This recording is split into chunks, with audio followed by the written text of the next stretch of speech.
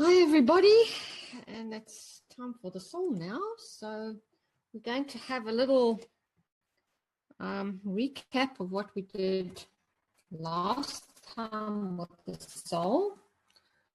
And in our first part, we managed to understand that we're a reactor and we're a plasma being. And I think now we understand that quite well. And as Dr. Rodrigo showed earlier, when we have a look at the principal field in the center, we have that really strong primal field, and that is our soul.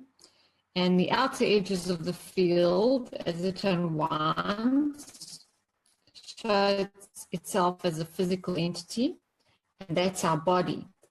And in between are the fields connected to the emotion.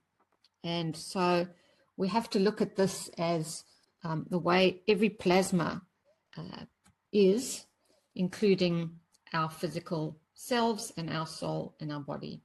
So we also showed the last time that the soul sits in the center of the brain. It's a non-physical principal field.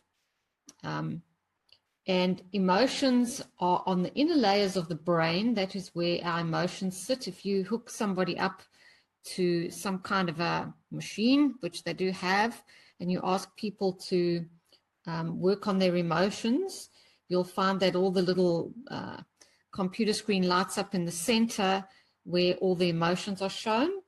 And then the brain actually controls the physical body more on the outer edges of the outer layers of the brain, which controls all the physical bits. So the soul creates the physical body in this environment of Earth, and the environment creates the physical body due to the conditions of the planet. And this is the same as our GANS box, where the interaction of the fields between the plates in the salt water condition creates the type of GANS we want. So the creator field, which is our soul, creates a human being. So that was just from last time, so that we can remember how to now move into the next part. We also saw the round magnets, and we saw that every living entity is like a 3D version of a round magnet, and we give and receive fields continuously. And this means that we impact everything around us, even when we don't realize it. And this is why we need to start looking at ourselves as souls and field reactors, and how we impact everything around us. We have the principal field, and it's at the core of our brain, and this essence of us is the creator, and our soul is the creator of ourselves. We create our physical body and our experience of reality every second of every day. And this is quite important to realize, because it's our perception of what we're dealing with every day that makes our reality what it is. So now we need to understand how we're interacting with each other. And if we have a look at the field interaction between two people at a soul level, we instantly connect, and we give and we take. This is where we have the infinity loop, and our fields of our soul are coming out and just going everywhere all the time, and they are allowing others around us to take what they need, and by the same token we are receiving as well. So two people, when they interact on a soul level, are feeding each other. It's not a one-way flow, it's always a flow back and forth. And the principal field of our souls come from the same source. So this means everything and every being has that principal field of the creator, which comes from the same source. And that means we have within us the fields of the universe. And when the same fields strengths match, they can be given out and taken in freely. So the more we give, allowing for an abundant flow of fields coming back in as well as going out. So I just put a little open hand here, because I always try to illustrate this with an open hand. If you're holding on so tight to something and you're afraid to give it away, your hands are never open to receive. So we know that when we give out and open our hands, things can flow back to receive as well. And this is exactly what we do with our soul, because every other being, it doesn't matter what it is, has the principal soul of the Creator within it. If you just give from your soul to that being, you will create connection and a flow. And it will happen, because we are all the same at the essence. So how does it work? We give from our soul unconditionally, and this is what we call love. You know, love comes in many ways. We talk about love with many different adjectives, and love is many things, but ultimately it is giving. And these are all maggrav fields, magnetical and gravitational fields.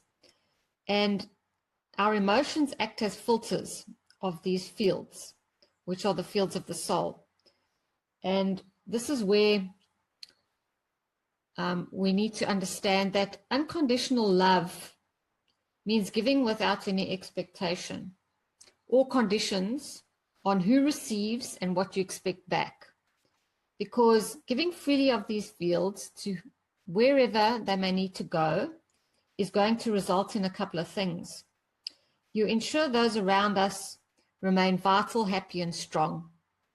In giving, we open to receive, which allows us to become vital, happy, and strong. And we create a peaceful coexistence where we all can grow and benefit. And this is the point of the unconditional love, because putting conditions on things make for difficult times. Why are we not doing this? Our emotions and thoughts act as filters for these fields. We manifest physically and live in this physical world, and we create many filters to block these fields going out and coming in. And this changes the field strength of the fields we give and receive. Those fields that we would normally send out from our soul are somehow changed because they've been filtered through this emotional state. From the time we're born and our parents put us in one corner of the room, and actually we'd like to have been in the other corner of the room because we wanted to look at something and we couldn't see it, and we start getting frustrated and angry and maybe a little sad, and all of these things start building layers onto ourselves, and this starts clogging up. I can only call it clogging up because I'm not quite sure what that term would be, but we start clogging up the gaps like we would have in a nano layer to be able to pass the fields through. We start clogging up the gaps. So the field interaction between two people has these emotions acting as filters, and suddenly the fields of the soul are not quite getting through as they were before. And so this is why we need to start understanding our emotions and how they act as filters, and thoughts too. Our thoughts and emotions go out, which is magnetical, and come back gravitational.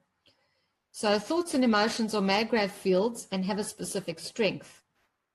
So we're creating with our thoughts all the time, and imagining something leads to the creation and intention, and we create the world that we want. So this is what we have to understand, and that's why we have to take responsibility for a lot of things that are going on with us all the time. And this is where we come on to the conscious intent. And this is very important when we understand plasma. Conscious intent allows for conscious creation every minute of your life. Intention to give for the benefit of every being is creating elevation for everyone. And because a person's emotional field strength is unique, it has to be given out unconditionally to any who need it and can use it. Putting conditions on giving creates problems as to what is really received and what flows back to you. If you understand an emotional field strength of you is unique, what makes me angry doesn't necessarily make you angry. What makes me comfortable or happy doesn't necessarily make you feel that way. So everything I give out has a different little element of different fields. And so I just have to give it freely, because maybe you want it, maybe you don't. And I can't force you or need you or make you take it. And I can't expect anything in return. It just needs to go out. It needs to go where it needs to go, and have no expectation of anything coming back at all, and no expectation of that person receiving it either. So intentions and emotions are captured in all plasma devices, and those are the things that you create. So when you're creating your devices, please intend for health, intend for wellness, set the condition for the highest benefit to all who use your creations. And this is the only way that we can operate from now on, because we understand that we're all part of the totality, and that means we all need to look after each other, because we all in essence are the same. So this just brought up creating with our intentions, our different plasma devices, but positive thoughts projected onto the water create various beautiful patterns. We've seen this with Emoto, and so I thought it might be quite nice to have a look here. We also found beautiful patterns in water when you freeze it, when you use musical tones. And in nature, if you look at the bottom picture, crystals appear to form inorganic patterns when you freeze water, being imprinted with the fields of the gaseous part of the planet, as well as the plants and nature around them. So I thought it was good to just suggest that some have and some haven't know about the research of Masaru Emoto on how consciousness affects water. And this is exactly what we're doing with our plasma devices as well as literally, if you're creating GANS waters to give to people, understand that if you intend for the benefit of and give them a specific intent, that you're creating the field in that water as well. And so it's not just the GANS in the water that you are giving to those people, but it's also your intention that creates the healing and the health and the wellness and the happiness and whatever other things you might desire for the people that you give the GANS waters to. So please remember that the more we give out, the more we receive, because we create more flow. And this is really, really important. This is the way we're going to improve ourselves and elevate ourselves, is to create more flow by giving. And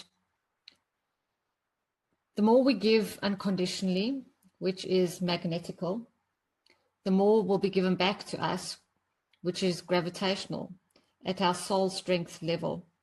And so that's quite important to understand. And that's why all the intentions have to be correct when we work with our plasma. And also when we understand that every second of every day, we need to consciously give correctly. And when we deal with other people, we must know that they need our support and our correct soul fields, that we know that we're doing the right thing by everybody around us, including the animals and the plants